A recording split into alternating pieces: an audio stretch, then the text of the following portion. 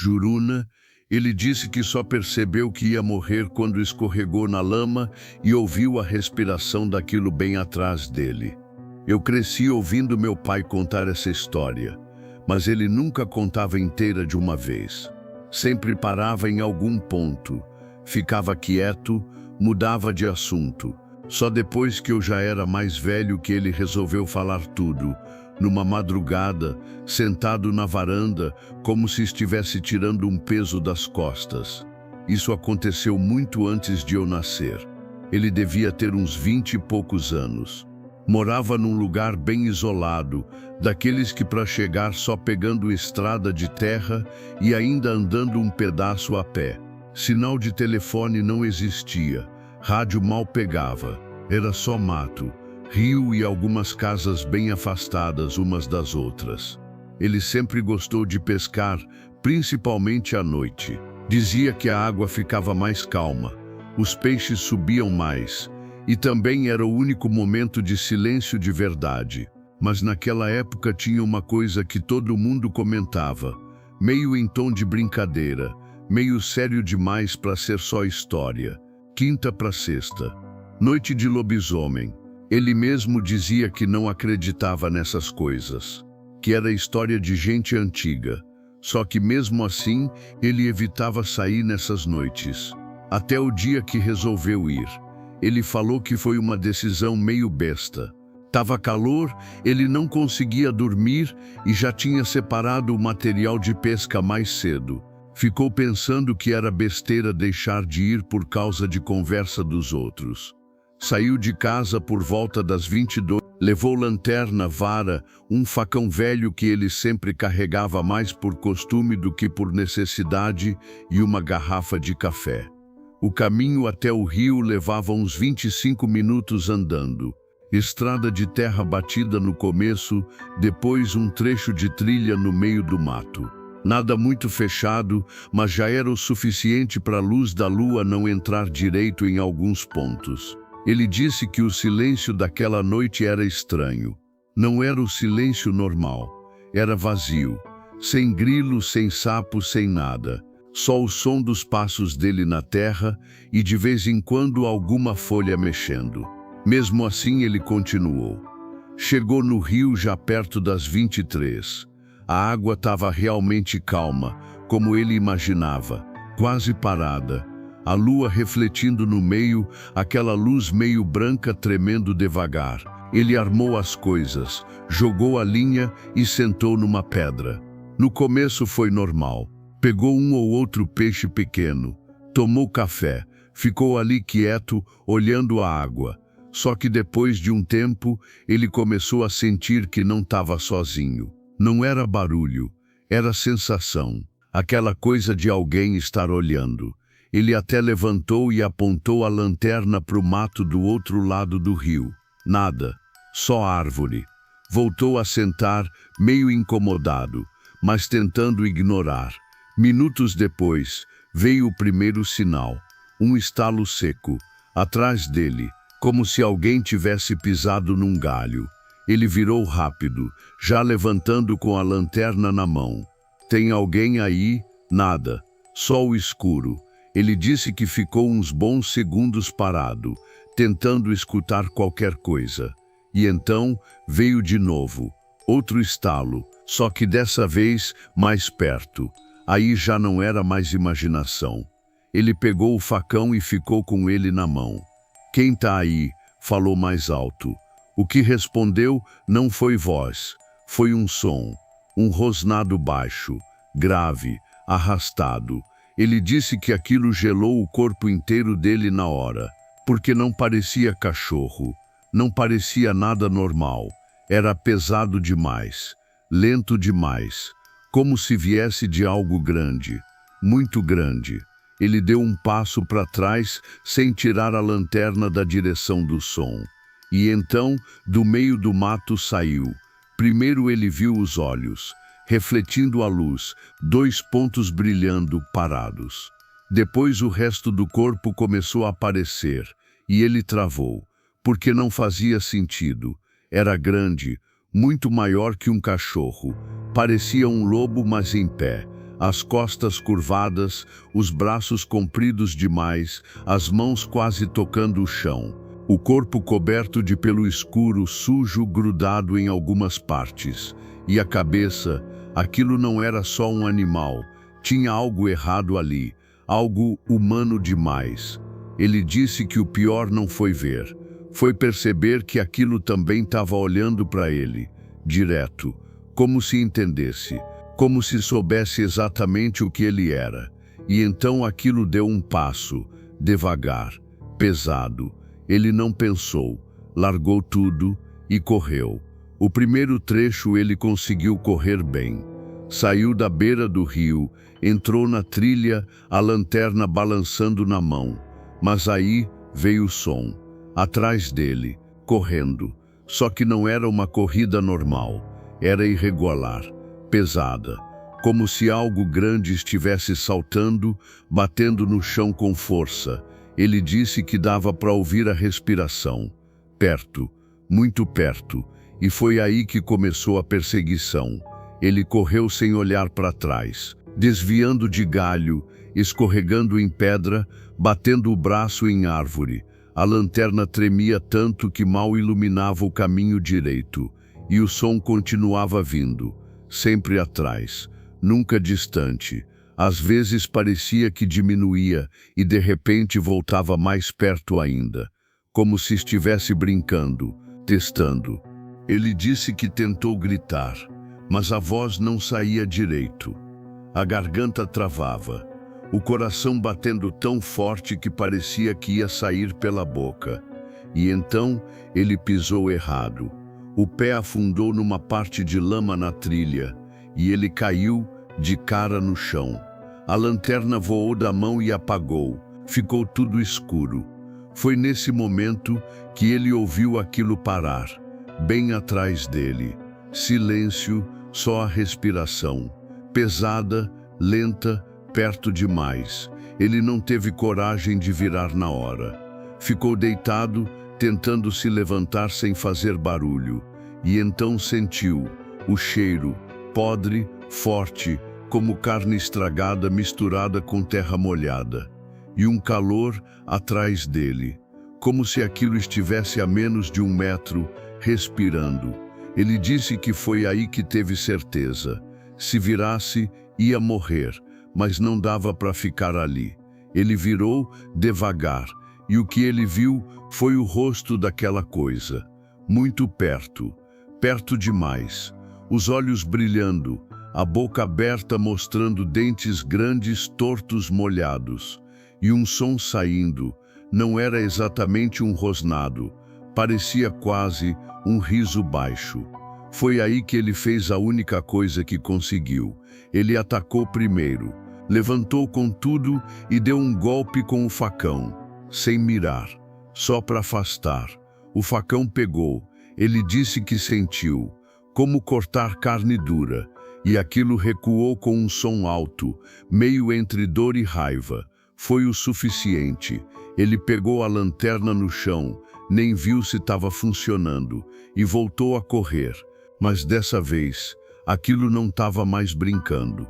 O som que veio atrás dele era diferente, mais rápido, mais agressivo, como se estivesse realmente decidido a alcançar. E estava conseguindo. Ele disse que sentia o chão vibrar em alguns passos, como se aquilo desse saltos longos, diminuindo a distância rápido demais. Foi quando ele avistou a parte da estrada de terra. Se chegasse ali, talvez tivesse mais chance. Mas antes de sair da trilha, ele ouviu, bem do lado, não atrás, do lado. Aquilo tinha cortado o caminho e saiu do mato praticamente em cima dele. Ele só teve tempo de levantar o braço e foi jogado no chão, forte. O impacto tirou o ar dele na hora. O facão caiu longe, a lanterna apagou de vez.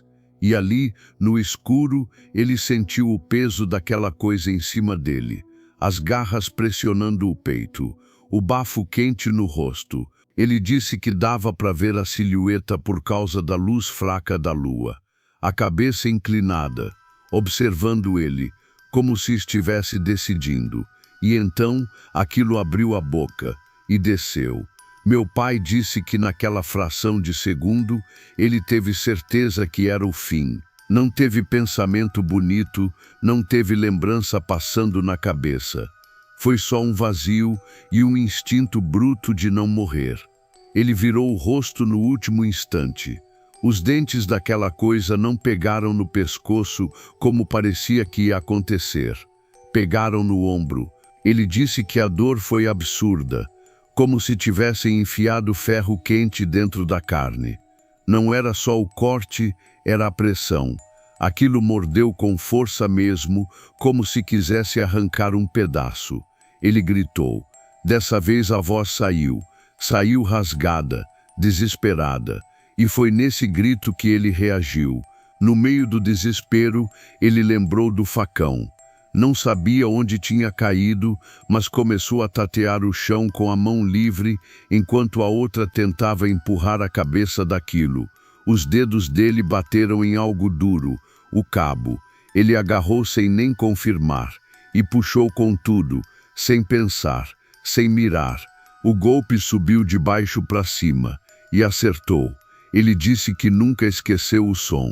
Um barulho seco, seguido de um grito, mas não era grito de animal. Era quase humano, alto, distorcido. Aquilo largou ele na hora. Recuou rápido, cambaleando como se tivesse perdido o equilíbrio. Meu pai rolou para o lado, segurando o ombro, sentindo o sangue quente escorrer pelo braço. Ele conseguiu ficar de joelhos, pegou o facão de novo e levantou, mesmo tremendo. A luz da lua ajudava só o suficiente para ver a silhueta da coisa alguns metros à frente. Ela estava curvada, uma das mãos no chão, a outra no rosto, ou no que parecia ser o rosto. E então ela levantou a cabeça devagar e olhou para ele de novo, mas agora tinha algo diferente.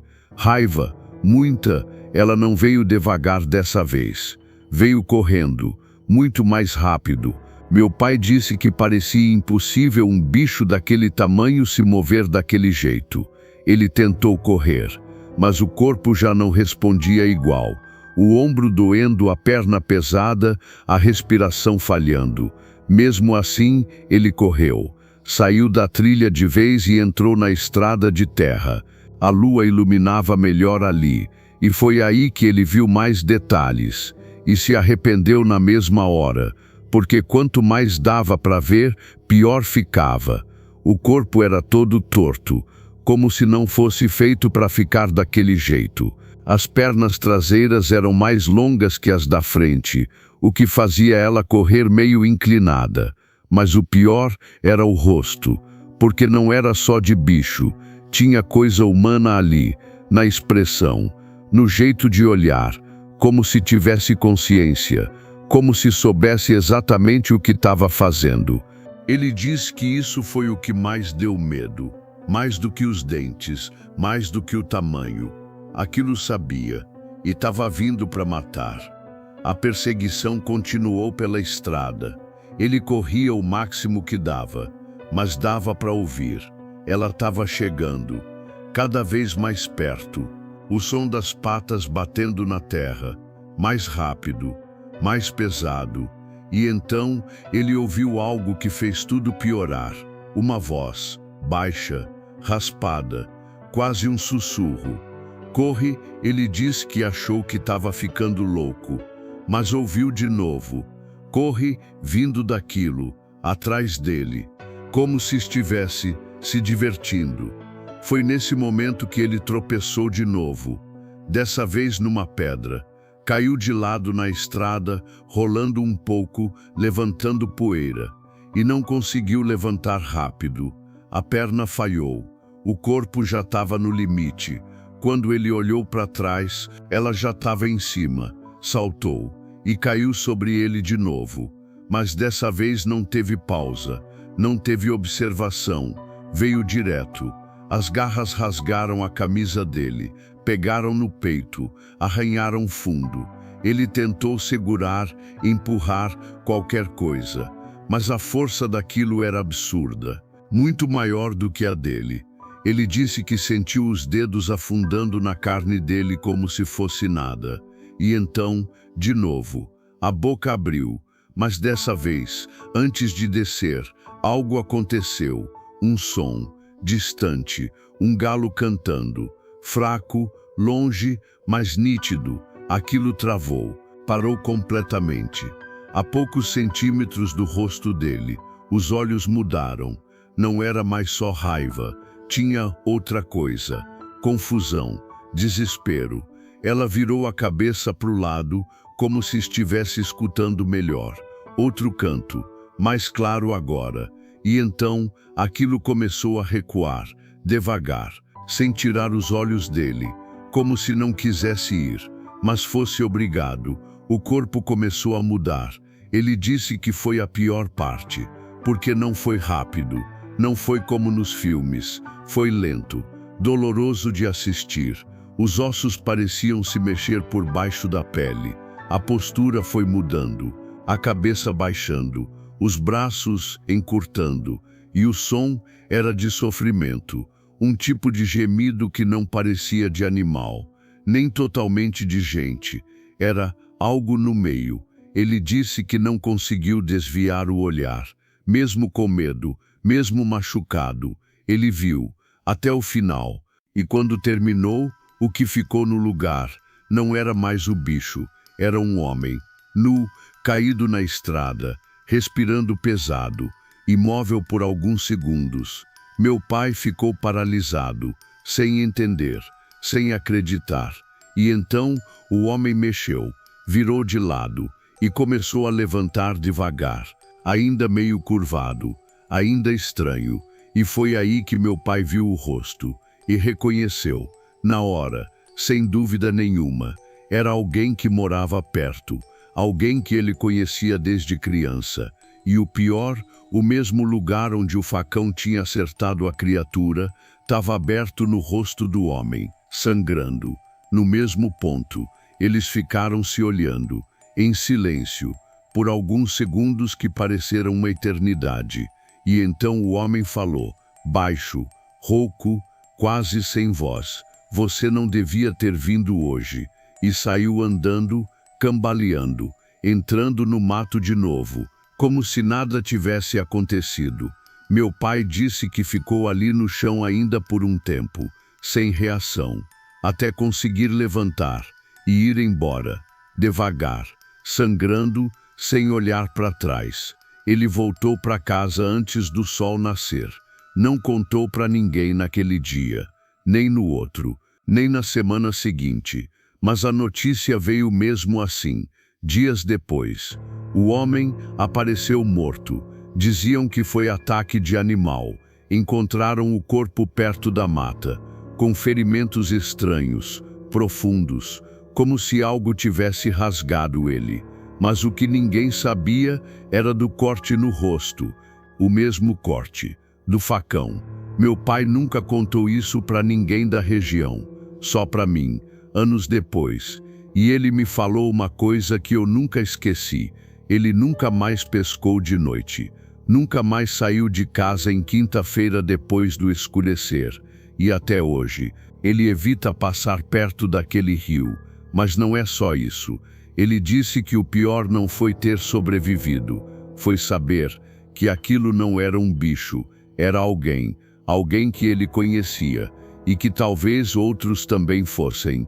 E antes de terminar a história, ele mostrou o ombro, a cicatriz, funda, marcada, e falou uma coisa bem calma, como se ainda tivesse vivendo aquilo. Eu não sei se matei ele naquela noite. Fez silêncio e completou, ou se eu só fiz ele voltar para casa.